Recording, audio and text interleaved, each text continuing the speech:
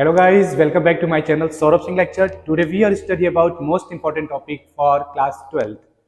प्रिय विद्यार्थियों, आज की क्लास में मैं आपको कक्षा 12 यूपी बोर्ड के मोस्ट इंपॉर्टेंट टॉपिक आरएनएस समीकरण के बारे में डिस्कस करेंगे।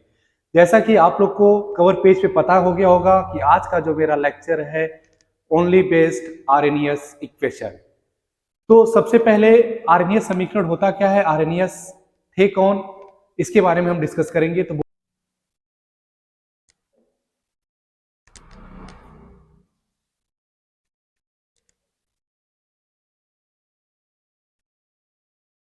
तो प्रिय विद्यार्थियों, टाइम वेस्ट न करते हुए आते हैं हम लोग टॉपिक पर, जिसका नाम है आरएनएस समीकरण। आरएनएस समीकरण के बारे में थोड़ा सा कुछ सुन लेते हैं, फिर उसके बाद हम इसका एक नोट्स तैयार करेंगे और जिसके माध्यम से आपको चीजें बहुत बेहतर तरीके से समझ में आएगी और इसका हम डेरिवेशन और न्यूमेरिकल भी साथ साथ करते चलेंगे। तो प्रिय विद्यार्थियों, आज का जो क्लास है, इस क्लास में हम आरएनएस समीकरण के बारे में पढ़ रहे हैं। तो बोला जाएगा कि आरएनएस ने अभिक्रिया के वेग तथा ताप को समझाने के लिए एक समीकरण प्रस्तुत किया, जिसे हम लोग आरएनएस का समीकरण कहते हैं। इसे बाद में वान थाप ने क्या किया था, इसका सत्यापन किया था, या कह सकते हैं कि परंतु इसका जो भौतिक सत्यापना या कह सकते हैं प्रस्तावना वैज्ञानिक आरएनएस ने दिया, इसलिए हम लोग आरएनएस का समीकरण कहते हैं इसको। तो चलते हम लोग टॉपिक पर आते हैं। बोला गया आरएनएस समीकरण, तो आरएनएस समीकरण के बारे में हम लोग बोल देंगे। बोला जाएगा कि आरएनएस ने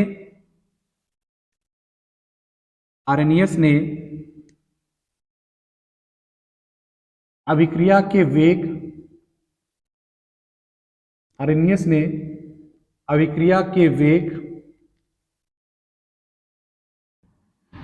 पर ताप के प्रभाव, अभिक्रिया के वेग पर ताप के प्रभाव को समझाने के लिए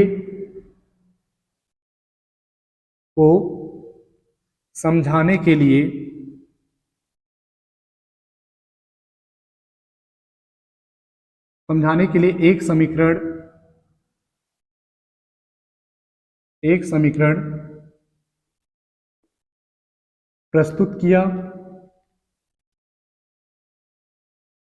प्रस्तुत किया। यद्यपि इसे वांट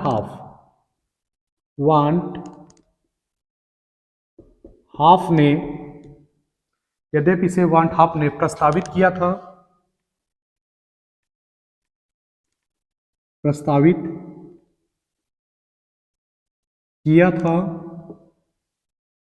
परंतु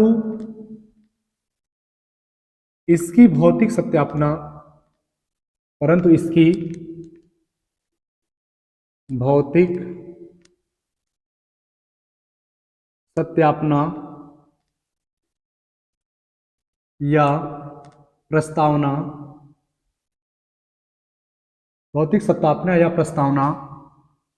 आरएनएस ने प्रस्तुत किया।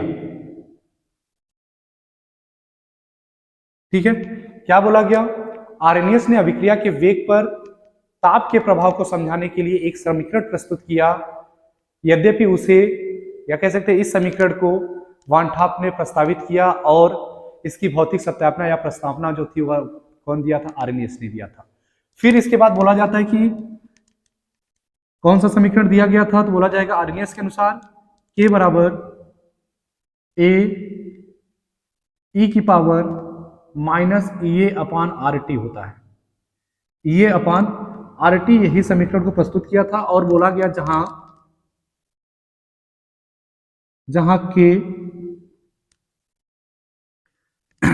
के वेग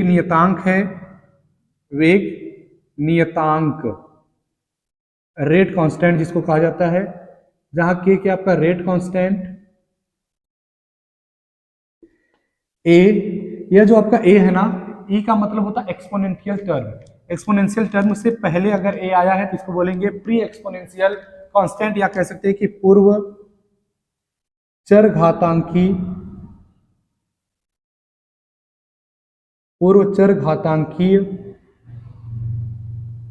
नियतांक, या इसी को बोला जाता है आरएनएस, आरएनएस नियतांक, आरएनएस नियतांक कहा जाता है। और यह जो आपका ईए है, ईए को बोला जाता है सक्रियण ऊर्जा, सक्रियण ऊर्जा, जिसको कहा जाता है एक्टिवेशन एनर्जी, सक्रियण ऊर्जा, एक्टिवेशन एनर्जी, सक्रियण ऊर्जा। और ये जो आपका आर होता है, आर को बोला जाता है गैस कांस्टेंट यानी कि गैस नियतांक, गैस नियतांक, गैस कांस्टेंट। और ये जो गैस कांस्टेंट होता है इसका मान हो जाता है 8.314 जूल प्रति मोल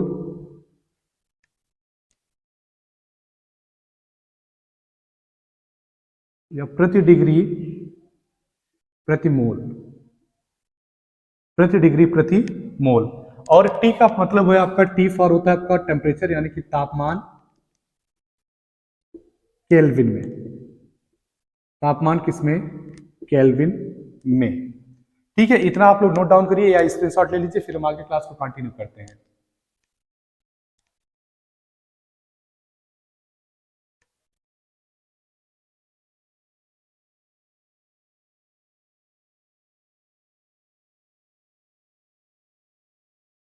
ने समीकरण दिया तो वह था k बराबर a e की power minus e upon R T, और बताया गया कि जहां यह k होता है, k का मतलब होता है वेग की दर या अभिक्रिया की जो दर होती है, और a जो रहता है उसको कहते हैं पूर्व चरघातांकी गुणांक, यानी कि बोला जाता है प्री एक्सपोनेंशियल टर्म, या कह सकते हैं प्री एक्सपोनेंशियल फैक्टर। और ये जो रहता है उसको कहा जाता है एक्टिवेशनल एनर्जी या एक्टिवेशन एनर्जी, जिसको हम लोग कहते हैं सक्रियण ऊर्जा कहते हैं। और आर का मतलब होता है गैस कांस्टेंट, और गैस कांस्टेंट यानी कि गैस नियतांक जो आप उसका मान होता है 8.314 जूल प्रति डिग्री प्रति मोल हो जाता है। और यह जो आपका टी होता है, टी फॉर टेम्परेचर हो जाता है, टेम्परेचर यानी कि ताप, ताप का जो रहेगा उसको हम लोग केल्विन में लिखेंगे। और यहाँ पे देखिएगा होगा क्या, यदि यदि किसी अभिक्रिया के लिए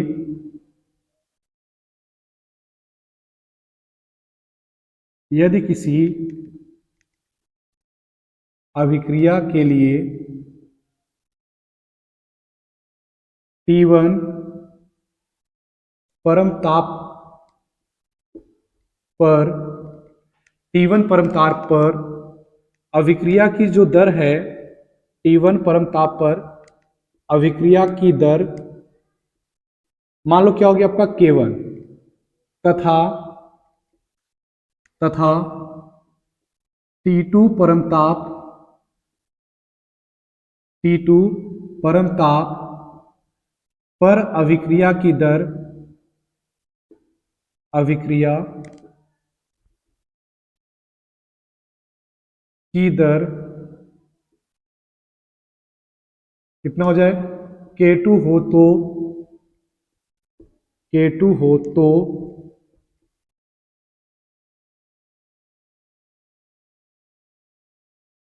K2 हो तो। अब इसके बाद ये देखो आपका क्या हो जाएगा, K1 बराबर A e की पावर माइनस ई ए अपान आर T1 हो जाएगा, और K2 बराबर हो जाएगा आपका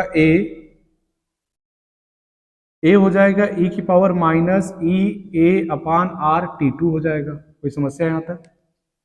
ठीक है, अब क्या हो जाता है, या इसी को हम लोग आगे बढ़ा लेते हैं, पहले वाले समीकरण को लेके बोला जाएगा कि समीकरण के दोनों पक्षों का लॉग लेने पर, जब लॉग लेंगे तो ये क्या हो जाएगा, लॉग बेस ई हो जाएगा, और यहाँ क्या हो जाएगा K1, और ये हो जाएगा आपका लॉग बेस ई, और ये हो जाएगा a प्लस हो जाएगा आपका लॉग बेस ई, फिर इसके बाद हो जाएगा e की पावर माइनस ई ए अपान आर टी। क्यों? क्योंकि यहाँ पे फॉर्मूला हो जाएगा लॉग m मल्टीप्लाई n, तो log m plus log n इसका फॉर्मूला हो जाता है। यहाँ पे फॉर्मूला भी लिख लेते हैं, लॉग m की पावर n इक्वल टू हो जाता है n लॉग m, यानी कि घात वाली वैल्यू क्या हो जाती है, पहले आ जाती है। फिर इसके बाद क्या हो जाता है आपका लॉग बेस ई, और यहाँ हो जाएगा K1 बराबर क्या हो जाएगा लॉग बेस ई और यहाँ पे ए, और ये जो घात वाली वैल्यू आएगी वो पहले, तो ये हो जाएगा माइनस ई ए अपान क्या हो जाएगा आर टी, और ये हो जाएगा लॉग बेस ई और यहाँ पे क्या हो जाएगा ई। और आधार और घातांक का जब मान बराबर होता है तो उसका मान कितना होता है, एक होता है। तो यहाँ पे हो जाएगा लॉग बेस ई के वन इक्वल टू हो जाएगा लॉग बेस ई ए माइनस ई ए अपान आर टी। ठीक है, इसको कर लेते हैं हम लोग इक्वेशन नंबर सेकंड कर लेते हैं। तब तब इसके बाद क्या हो जाएगा, यहाँ पे लॉग हो जाएगा K2 हो जाएगा, लॉग K2 बराबर कितना हो जाएगा भैया लॉग ए माइनस हो जाएगा ई ए अपान आर टी टू हो जाएगा। इसको इक्वेशन नंबर कितना मान लेंगे, थर्ड मान लेंगे।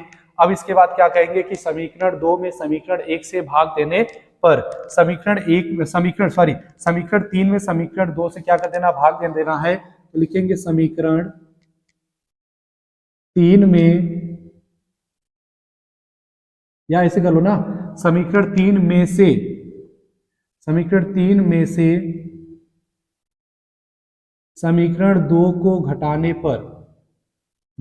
घटाने पर, चलो भाई घटा देते हैं। जब समीकरण को घटाएंगे तो यहाँ पे क्या हो जाएगा भाई, आपका लॉग हो जाएगा K2 minus log K1 equal to हो जाएगा आपका लॉग बेस ई ए माइनस हो जाएगा E A upon R T to minus हो जाएगा। फिर इसके बाद ये हो जाएगा माइनस लॉग बेस ई और यहाँ पे ए प्लस हो जाएगा आपका ई ए अपान आर टी वन हो जाएगा। आया समझ में इतना, कोई दिक्कत यहाँ तक?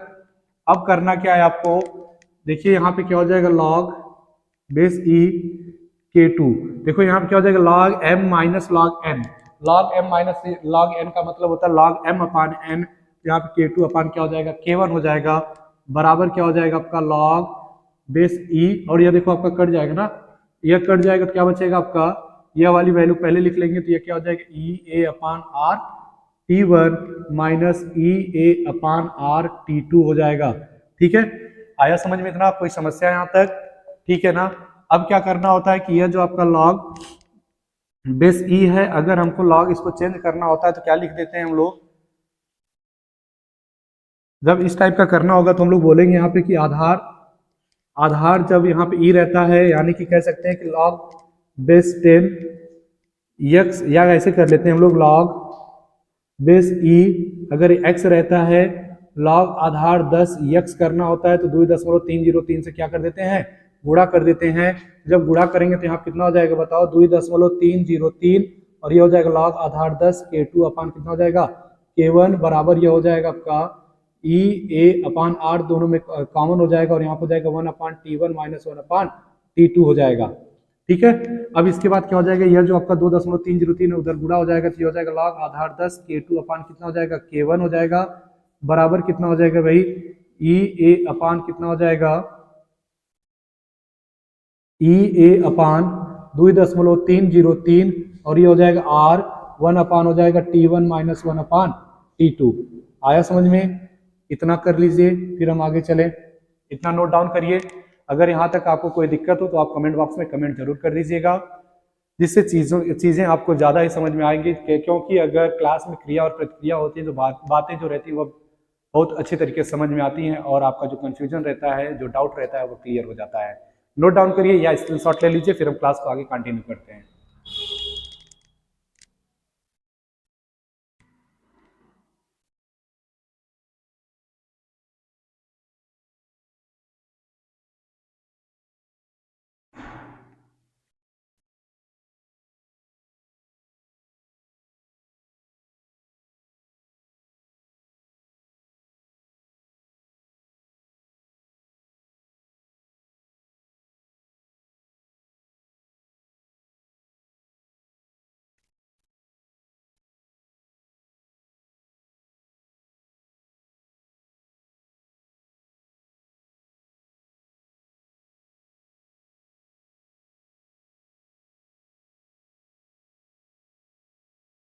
कर लिए भाई, अब चलें आगे, क्लास को आगे कंटिन्यू करते हैं। मिटाएं इसको, देख लीजिए।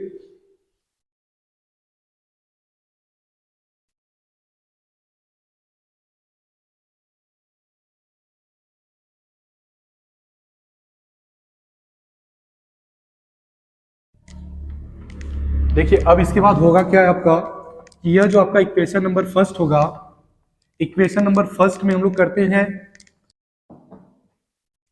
अब इसके बाद जो अगला टॉपिक है वह है आपका सक्रियण ऊर्जा ज्ञात करने के लिए, सक्रियण ऊर्जा ज्ञात करने के लिए गैस कांस्टेंट यानी कि आर, गैस कांस्टेंट सॉरी सक्रियण ऊर्जा ज्ञात करने के लिए लॉग बेस ई के तथा 1/T के मध्य ग्राफ, के मध्य ग्राफ। ठीक है, जब ग्राफ खींचेंगे तो उसको ग्राफ करने से पहले हम लोग क्या करेंगे, लिखेंगे हम जानते हैं कि, हम जानते हैं कि के बराबर हो जाता है ए ई की पावर माइनस ई ए अपान क्या हो जाता है आर टी। यह जब हम लोग करेंगे तो ये क्या हो जाएगा, लॉग हो जाएगा, यहाँ पे क्या हो जाएगा के बराबर, यहाँ पे क्या हो जाएगा लॉग ए माइनस हो जाएगा ई ए अपान क्या हो जाएगा आर टी हो जाएगा। और इसका जो कंपेयर करना है आपको, y बराबर कर देते हैं c प्लस एम एक्स के साथ, y बराबर c प्लस एम एक्स के साथ, या यहाँ पे जब e रहता है और जब आधार हमको 10 करना होता है तो हम लोग क्या कर देते हैं, हम लोग करते क्या है ई ए अपान 2.303 और यहाँ क्या हो जाता है आर टी हो जाता है। यह जब हम लोग आधार 10 करते हैं तब ये वाला फॉर्मूला निकल के आता है।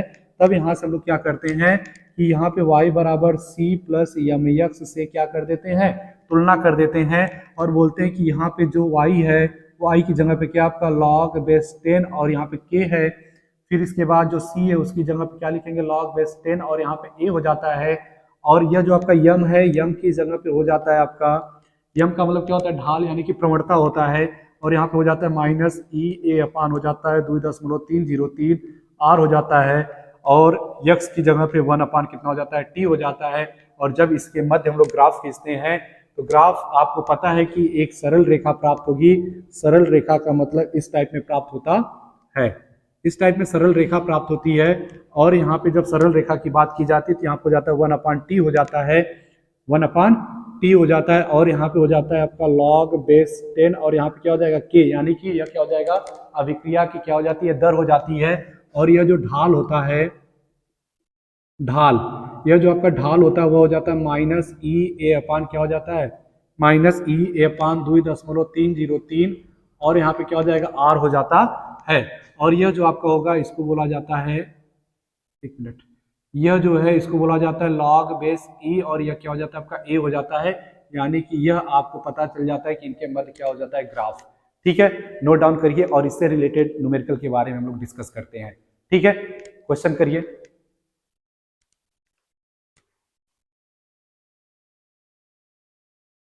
देखिए अब इससे रिलेटेड हम क्वेश्चन करते हैं।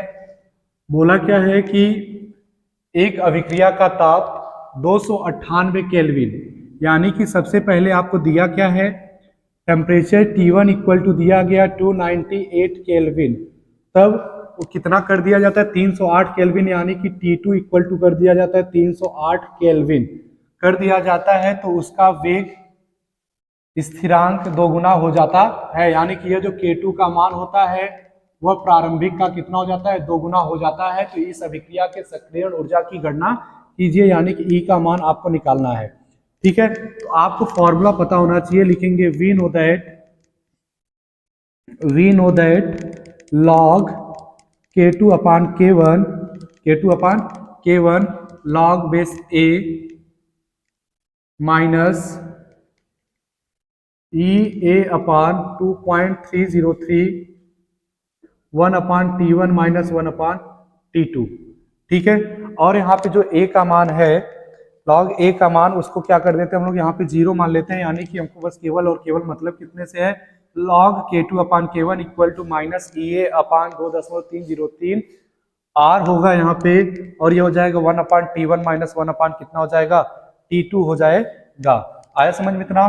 और यहाँ पे आपको पता है कि यह जो आपका होगा उसको हम लोग क्या लिख लेते हैं प्लस लिख लेते हैं, तो यहाँ पे क्या हो जाएगा आपका फॉर्मूला, सॉरी देखो ध्यान देना, सब कुछ आपका सेम रह रहा है, लेकिन फॉर्मूले में यहाँ पे क्या था, लॉग ए था, लॉग ए माइनस था ई अपन आर टी, तो यहाँ पे लॉग ए को हम लोग क्या कर दिए, हटा दिए। तो यहाँ पे क्या हो जाएगा आपका, लॉग के टू की वैल्यू क्या कर दिया था, 2k1 अपान, या k1 जैसे वैसे रहने देना। ई ए की वैल्यू हमको पता करनी है, तो ई ए की जगह पे ई ए कर दीजिएगा, 2.303 हो गया। और आर की जगह पे रख देते हैं, आपको वैल्यू पता है गैस कांस्टेंट का 8.314, यानी कि ये जो गैस कांस्टेंट आर होता है उसका मान होता है 8.314 जूल प्रति डिग्री प्रति केल्विन प्रति मोल। और यहाँ पे क्या हो जाएगा आपका T2 माइनस T1, यानी कि ऐसे कर लो ना, 1/T1 की वैल्यू कितना, 298 माइनस 1/308। ठीक है, जब इसको सॉल्व करेंगे तो ये कट जाएगा। log 2 की वैल्यू 0.3010 बराबर ई ए अपान 2.303 मल्टीप्लाई 8.314, और ये हो जाएगा आपका 308 माइनस 298 बटे कितना हो जाएगा आपका, कितना 298 गुणे 308। जब इसमें हम लोग ई ए की वैल्यू निकालेंगे तो ई ए बराबर निकल के कितना आएगा भाई, ई ए बराबर जब करेंगे तो यह वाला जो आपका डिवाइड होगा इधर जाएगा तो मल्टीप्लाई हो जाएगा, यानी कि हो जाएगा 0.3010 मल्टीप्लाई 2.303 मल्टीप्लाई 8.314, फिर इसके बाद हो जाएगा 298 मल्टीप्लाई 308 अपान कितना हो जाएगा भाई, 308 में से अगर 298 घटाएंगे कितना हो जाएगा, 10 हो जाएगा। और जब हम लोग इसको सॉल्व करेंगे टोटल वैल्यू, ये हो जाएगा 52,897 जूल प्रति मोल, जूल प्रति मोल। और जब इसको हम लोग किलो जूल में चेंज करेंगे तो ये हो जाएगा आपका 52.897 किलो जूल प्रति मोल, किलो जूल प्रति मोल। प्रिय विद्यार्थियों, आज की क्लास में फिलहाल इतना ही। बहुत बहुत धन्यवाद आप लोगों का। अगर वीडियो पसंद आई होगी तो लाइक, शेयर और अपने मित्रों से कह दीजिएगा कि वीडियो को सब्सक्राइब कर दीजिए, जिससे नया नया कंटेंट आपको मिलता रहे, और बेल आइकन को प्रेस करना न भूलें। धन्यवाद।